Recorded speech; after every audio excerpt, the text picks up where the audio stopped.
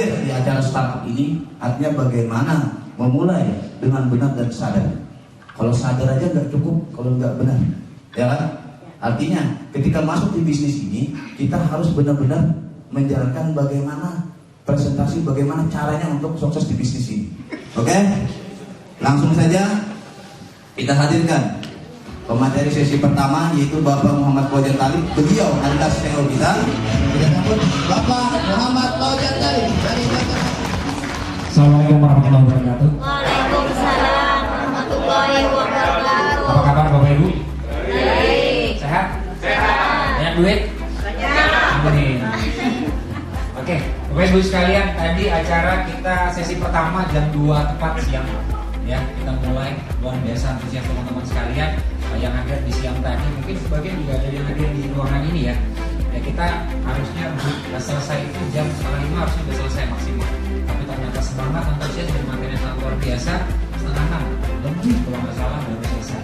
Ya, dan mudah-mudahan hari ini paling lama kita jam 1 malam kita selesai.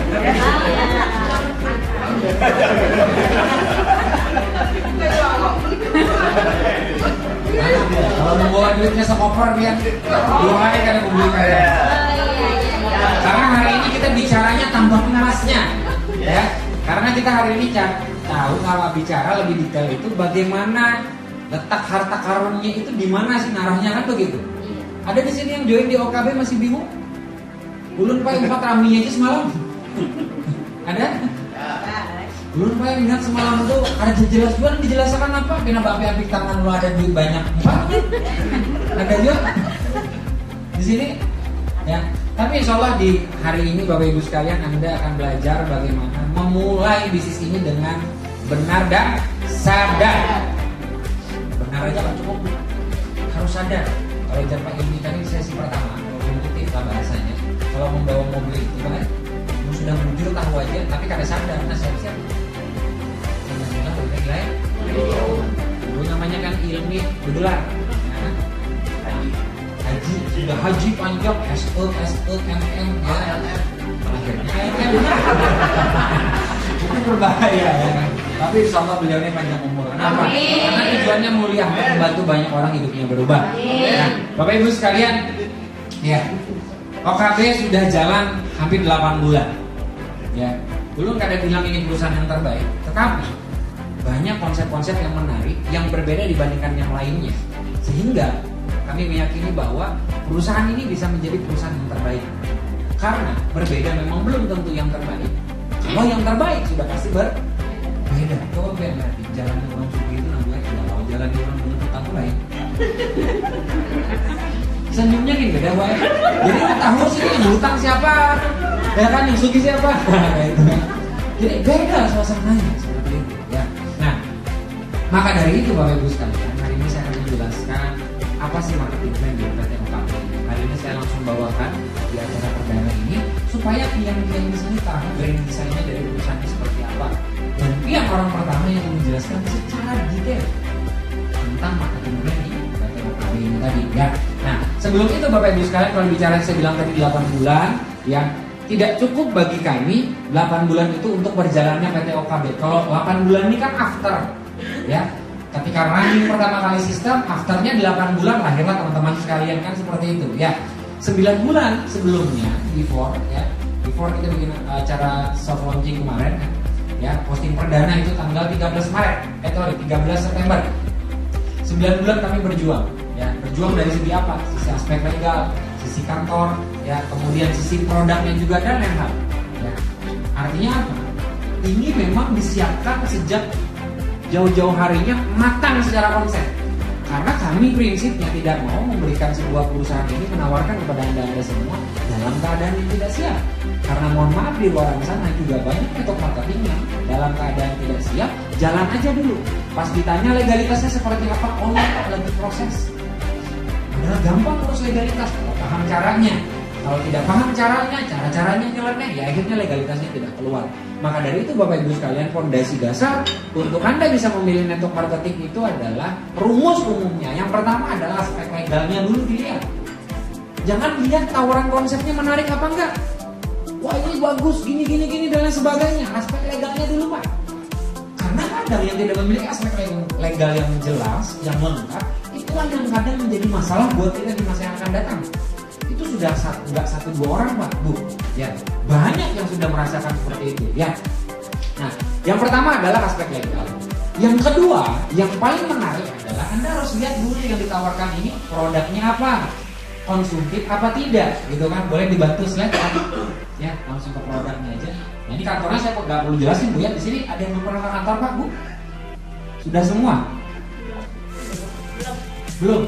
Yang mana yang belum? Angkat tangan. Nah, itu 1, 2. Nah, nanti segera ke kantor. Orang Banjar kan ya?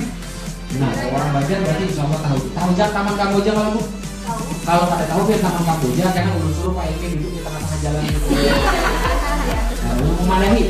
Ya kan? Nah, pokoknya patokannya Pak Emi aja di tengah jalan ya, patokannya di situ. Ya, seperti itu jawabannya. Ya. Nah, ini harga perusahaan kita Bapak Ibu sekalian, SK Menkumham, bahkan SIUK-nya juga kita sudah terbit.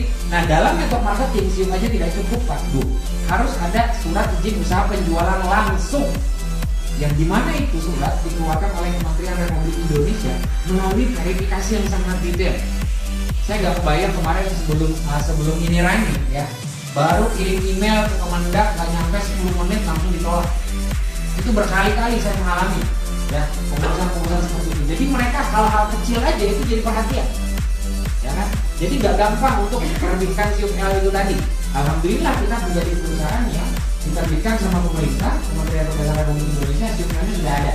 Ini APDL ini juga kita terdaftar sebagai asosiasi perusahaan penjualan langsung Indonesia, yang dimana APDL ini membawahi lebih daripada 300 perusahaan network marketing di seluruh Indonesia, ya.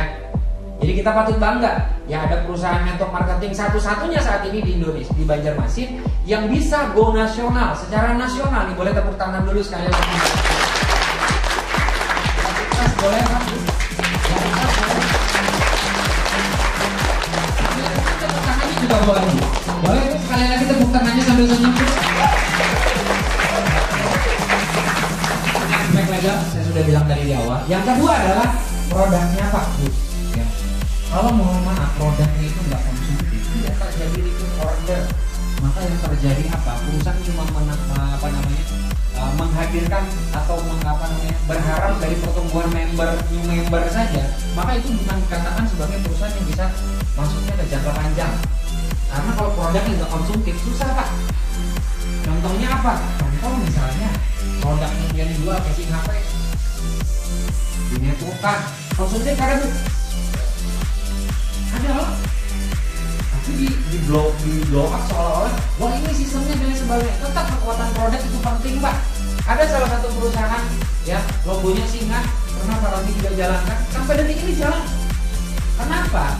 Karena produknya juga konsumtif. Salah satunya itu. Nah kita punya produk Bapak Ibu sekalian, boleh di next Pak. Nah ini produk kita adalah bicara tentang skincare. Semua orang yang sudah member di sini sudah tahu apa itu skincare. Kalau laki-laki hari ini yang pengen jalankan bisnis ini bingung, ya bagaimana cara jualan skincare, kita harus review ulang. Harusnya saya sebagai salah satu pemilik di perusahaan ini juga harusnya lebih pusing daripada Anda. Bapak ada yang pusing Pak? Pusing Pak, ulun pengajian nih apa? Karena pernah berskincare, disuruh jualan skincare, karena kami kan ada jualan Pak. Ya kan? Harusnya kalau dia pusing, ulun jauh lebih pusing, kan begitu? Tapi kenapa? Karena ada potensi. Kami berbicara bisnis itu selalu pakai data, tidak pakai asumsi Bu. Nah kalau bicara pakai data itu jelas, enak kita bicaranya. Kalau pakai asumsi, lalu akhirnya musiman. Oh ini lagi bisnis booming, es kepal Milo, 4 es kepal Milo. Oh ini lagi booming jualan lato-lato, 4 jualan lato-lato. Sedang lato-lato apanya aja. Ya kan? Bahaya itu. Nah ya kan? Jadi kalau bisnis itu Pak, secara prinsip kita umpatan, rezekinya juga umpat-umpatan. Ya? Oke. Nah, kenapa kami memilih skincare sebagai produk utamanya kami? Dan ini memang menembus batas, dia limit benar nih. Kata teman saya, ente ini benar-benar bro, benar-benar melampaui batas. Biasa jalankan produk yang begini yang sesuai dengan kebutuhan Anda, laki-laki pada market sekarang melampaui batas. Dia saya bilang tadi prinsipnya berbeda belum tentu yang terbaik. Tapi kalau pengen yang terbaik sudah pasti harus berbeda.